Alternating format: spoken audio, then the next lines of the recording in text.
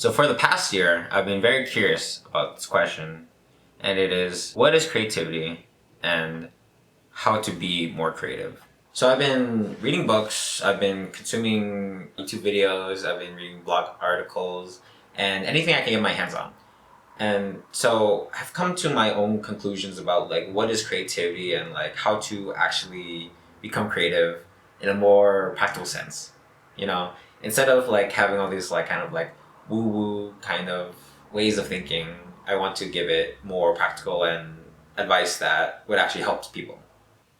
So before we actually start, I want to give my definition of what creativity is.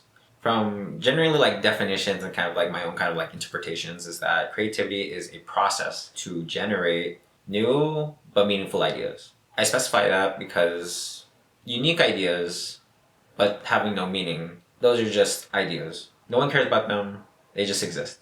And then you have meaningful ideas but not necessarily new ideas. And so that is something that's already existed in the culture and isn't really creative. So they have to be both in agreement of being new as well as meaningful. So by that definition, in terms of what it means to become more creative, is that we need to be able to generate more of these ideas. The more that you can generate this number, the more creative you are. But the less amount that you're able to not create makes you less creative.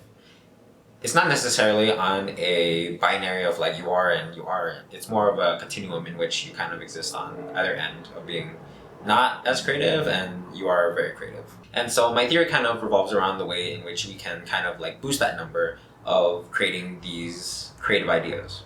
And this kind of acts as a three-part framework.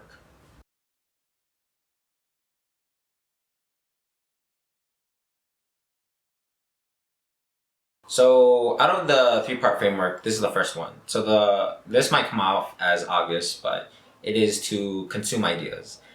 We need to consume things. We need to consume the world around us, our personal experiences, the media that we consume, such as movies, Instagram posts, YouTube videos, books that we read. And this is what feeds your creativity, essentially. Is that what you consume is what you output.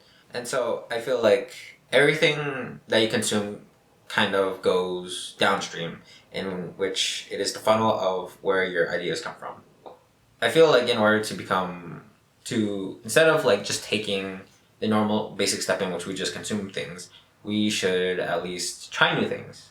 We should try new movies, we should try different social medias and see what we like, and we can develop new perspectives, be inspired by different moods, and learn something new.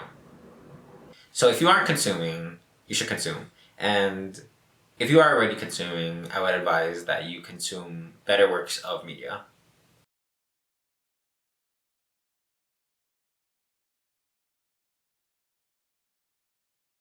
So this is my second point, and my second point is storing ideas. So piggybacking off of the last point in terms of what we are consuming, like very few of those things will actually find them as important or meaningful.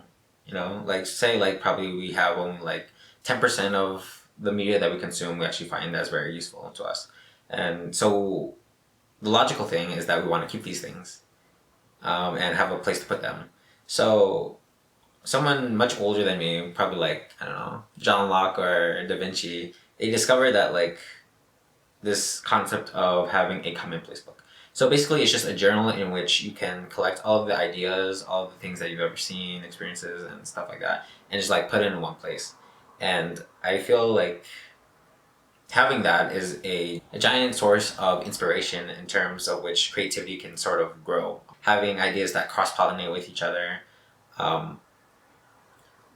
While in the past they use analog books, I feel that using a digital form of that, you would benefit much more. So while I'm not saying that it is actually necessary in the process of creativity, I find that having a place to store these ideas would be more beneficial than not.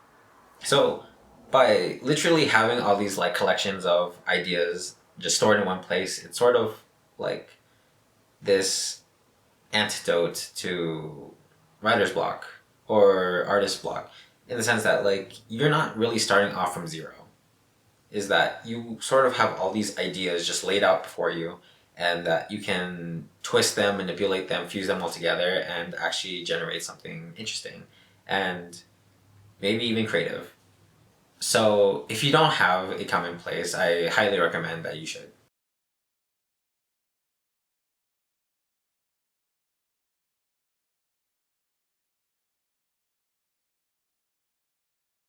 So my third point is that we should create ideas. Basically, what I'm saying is that we should create regardless how we feel or not. You know, if we're inspired or that we're tired or that, I don't know, we're angry, we should just end up creating. As easy as that sounds, is that it's not really. Personally, I've tried it. I have worked for every day for 5 months. I drew every night.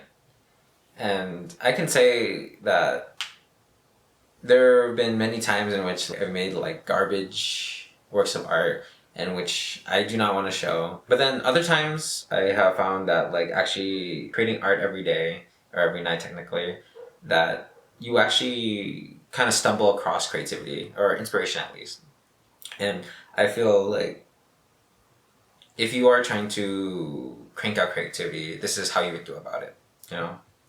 So online, I found this clip in which George R. R. Martin and Stephen King are talking, and George R. R. Martin like asks Stephen King, how the fuck do you write so many books so fast?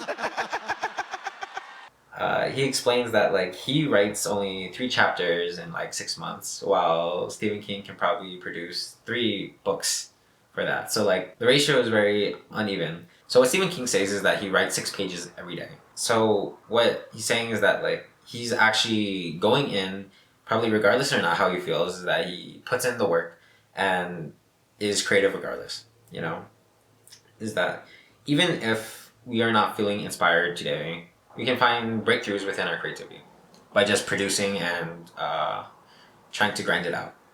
So rather than waiting for inspiration to strike, we must be proactive in what we do and try to be and do our craft and practice our craft.